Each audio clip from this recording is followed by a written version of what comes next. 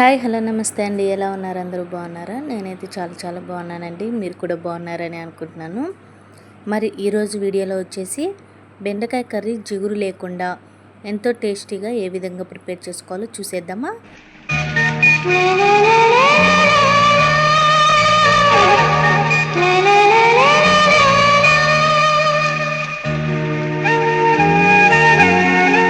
ముందుగా ఈ curry prepare చేసుకోవడం కోసం బెండకాయలని ఈ విధంగా మీడియం సైజులోకి కట్ చేసుకొని తీసుకోవాలండి. మరీ సన్నగా కట్ చేసుకోవద్దు, అలానే మరీ లావుగా కూడా కట్ చేసుకోకూడదు.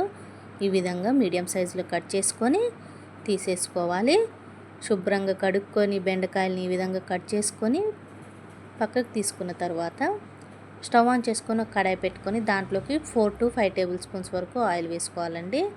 నేను ఇక్కడ 1/2 kg బెండకాయలని తీసుకున్నాను కాబట్టి ఈ కర్రీకి ఆయిల్ ఎక్కువ వేస్తేనే సరిపోతుంది. టేస్ట్ కూడా చాలా బాగా వస్తుంది అన్నమాట. కాబట్టి ఒక 3 నుంచి 4 స్పూన్లు ఆయిల్ వేసుకున్నా సరిపోతుంది.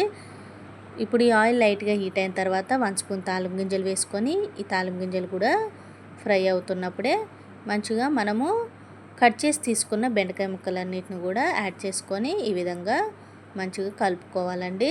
దీంట్లోకి నేను ఆనియన్స్ ఏమీ వేసుకోవట్లేదు, ఎందుకంటే ఆనియన్స్ వేయటం వల్ల ఈ బెండకాయల్లో ఉన్న జిగురు అంతా కూడా ఈ ఆనియన్స్కి పట్టేస్తుంది. టేస్ట్ అనేది అంత మంచిగా అనిపించదు, కాబట్టి వేసుకోవట్లేదు.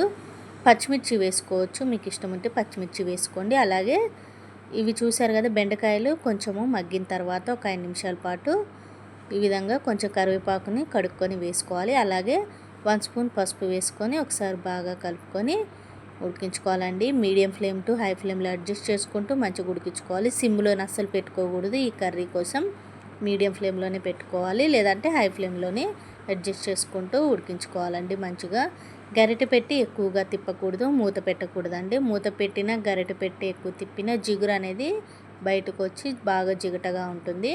ఈ విధంగా అప్పుడప్పుడు కలుపుతూ రేరుగా మంచిగా 70% వరకు ఈ బెండకాయలు అనేది ఉడికిపోయిన తర్వాత మీకు టేస్ట్కి సరిపడా సాల్ట్, అలాగే 1.5 స్పూన్ కానీ కారం వేసుకుంటే సరిపోతుందండి.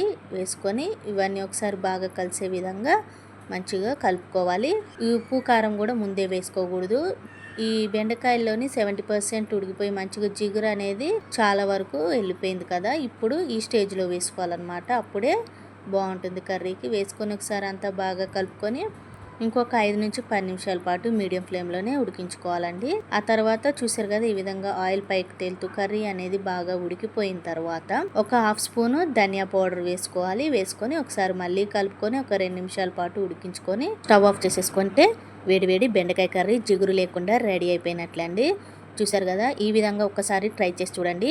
ఆనియన్స్ కానీ టమాటోస్ కానీ ఏమీ వేసుకొని అవసరం లేదు, ఓన్లీ బెండకాయ ఈ విధంగా ఫ్రైలా అవ్వకుండా కర్రీ లాగా చేసుకొని తింటే చాలా అంటే చాలా టేస్టీగా ఉంటుంది. ఒక్కసారి ట్రై చేసి చూడండి, మళ్ళీ మళ్ళీ ఇదే విధంగా చేసుకొని తింటారు.